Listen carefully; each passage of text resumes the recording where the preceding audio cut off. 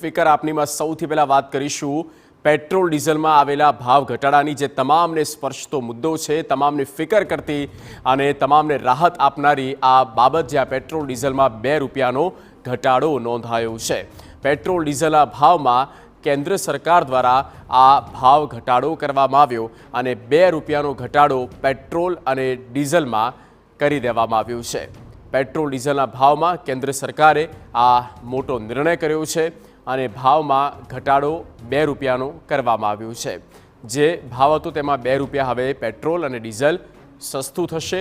કેન્દ્ર સરકારનો તમામ લોકો માટે અને પ્રજાલક્ષી આ નિર્ણય કહી શકાય, તમામને સ્પર્શતો આ મુદ્દો છે, જ્યાં પેટ્રોલ અને ડીઝલના ભાવ સતત વધી રહ્યા છે અને તમામની વચ્ચે ₹2નો ઘટાડો કરવામાં આવ્યો છે। પેટ્રોલ ડીઝલના ભાવમાં હવે ₹2નો ઘટાડો થતાં થોડીક રાહત જરૂરથી મધ્યમ વર્ગ માટે ખાસ તો થશે। પેટ્રોલ ડીઝલના ભાવમાં કેન્દ્ર સરકારે આ નવો ભાવ અમલી કર્યો છે। નવી કિંમત સવારે 6 કલાકથી લાગુ થશે।